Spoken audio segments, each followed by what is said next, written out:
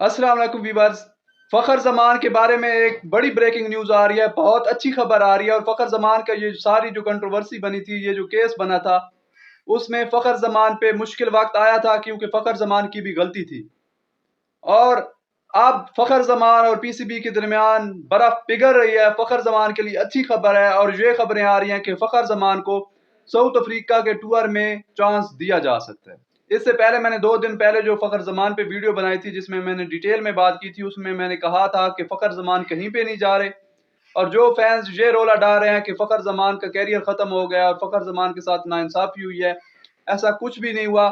फ़खर ज़मान से गलती हुई थी कि उसने अपने एजेंट की बात मानकर वो ट्वीट कर दिया था। फ़खर ज़मान को ट्वीट नहीं करना चाहिए था क्योंकि दुनिया क्रिकेट में कभी कोई क्रिकेटर जो है वो ट्वीट नहीं करता। तब फ़खर ज़मान सेंट्रल कॉन्ट्रैक्ट का भी हिस्सा थे, और जब आप सेंट्रल कॉन्ट्रैक्ट का हिस्सा होते हैं तो आप ऐसे ट्वीट्स नहीं कर सकते। आपको नहीं करना चाहिए था, वो फ़खर ज़मान की गलती थी। उस गलती को ठीक करने के लिए ये नैरेटिव बनाया जा रहा है कि फ़खर ज़मान ने साया कॉर्पोरेशन को छोड़ दिया और ये सब कुछ साया कॉर्पोरेशन का किया जा रहा है।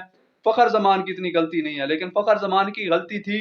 ये हम फैंस को भी पता है, ये पीसीबी को भी पता है, लेकिन अब ये नैरेटिव बनाया जा रहा है कि फ़खर ज़मान की कोई गलती नहीं थी, साया कॉर्पोरेशन की गलती थी और फ़खर ज़मान साया कॉर्पोरेशन से अपनी राहें जुदा कर रहे हैं।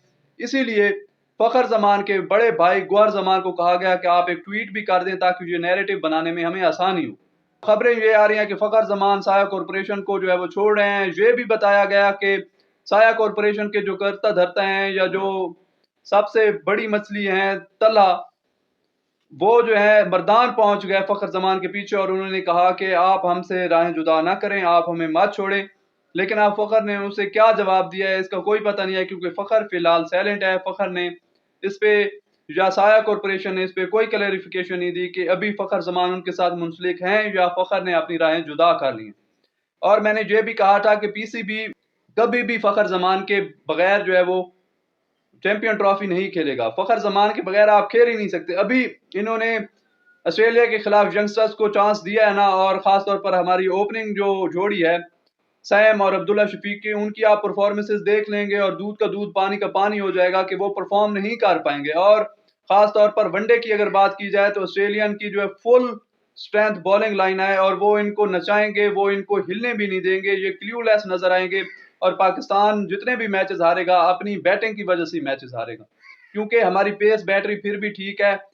वहाँ की बॉलिंग कंडीशंस पे, वहाँ की पिचेस पे हमारे बॉलर्स, खास तौर पर क्विक बॉलर्स, फास्ट बॉलर्स कुछ ना कुछ अच्छा कर लेंगे, लेकिन हमारी बैटिंग वहाँ पे कुछ भी नहीं कर पाएगी। और मेरे लिए सबसे बड़ा कंसर्न ये है, फ़खर ज़मान के बगैर ये चले तो गए हैं, लेकिन ये वहाँ पे सर्वाइव नहीं कर पाएंगे और वहाँ जाकर इनको फ़खर ज़मान की याद रह रह कर सताएगी और फिर इन्हें पता चलेगा कि फ़खर ज़मान हमारा कितना बड़ा खिलाड़ी है।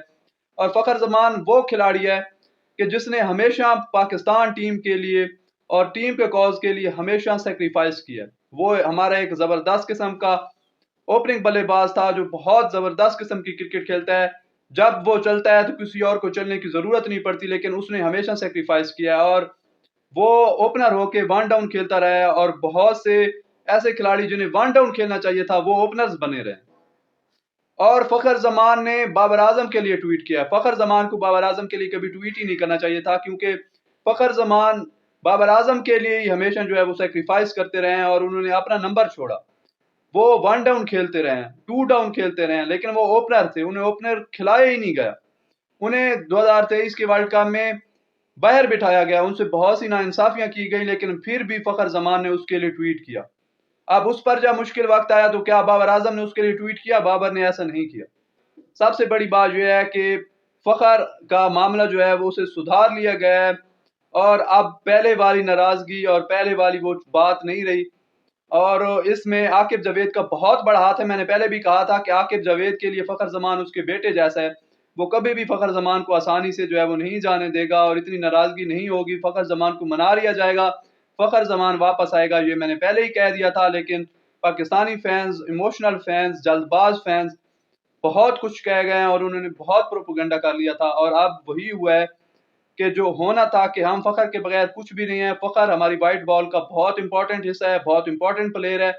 और फ़खर ज़मान से ये गलती हुई कि उसने ट्वीट किया और पीसीबी वालों से ये गलती हुई कि उसे बहुत बड़ी सज़ा दे दी गई। آپ اسے دھمکا سکتے تھے، آپ اسے چھوٹی موٹی سزا دے سکتے تھے، آپ اسے وارن کر سکتے تھے، لیکن فخر زمان کو سینٹرل کانٹریکٹ سے باہر نکالنا یہ بہت بڑی زیادتی تھی، اور اس زیادتی کا پی سی بی کو ریلائز ہو گیا ہے، ہم فینز نے بھی ریلائز کروایا ہے، سوشل میڈیا کے پریشر نے ریلائز کروایا ہے، اور اب یہ خبریں آ رہی ہیں کہ فخر زمان کو دوبارہ سے سینٹرل کانٹریکٹ بھی دے دیا جائے گا، اور اسے فٹنس ٹیسٹ کے لیے بھی بلایا گیا ہے کہ ہو سکتا ہے وہ آپ فٹنس ٹیسٹ پاس کر جائے، اور اگلا جو ساؤتھ افریقہ کا جو بہت امپورٹنٹ ہوا ہے ہمارا، اس میں فخر زمان آپ کو کھیلتے ہوئے بھی نظر آئیں گے، تو فخر زمان کے لیے یہ بہت اچھی خبر ہے، اور فخر زمان کے فینس کے لیے بہت اچھی خبر ہے کہ تمام معاملات خوش اسلوبی سے حل کر لیے گئے ہیں، اور آپ فخر زمان ہمیں واپس پاکستان کی طرف سے کھیلتے ہوئے نظر آئیں گے۔ میں نے پہلے بھی کہا تھا فخر زمان کہیں نہیں جا رہے، فخر زمان کے کیریئر کو کوئی تھریٹ نہیں ہے، اس نے غلط ٹویٹ کیا، اس کی وجہ سے پی سی بی ناراض ضرور ہے، پی سی بی بھی بہت ہارش ہو گیا تھا، پی سی بی نے سیدھا اس کا سینٹرل کانٹریکٹ ہی ختم کر دیا، لیکن اب دوبارہ سے اسے سینٹرل کانٹریکٹ بھی ملے گا اور وہ ٹیم میں کھیلے گا بھی۔ ملتے ہیں نیکسٹ ویڈیو میں، تب تک کے لیے اللہ حافظ۔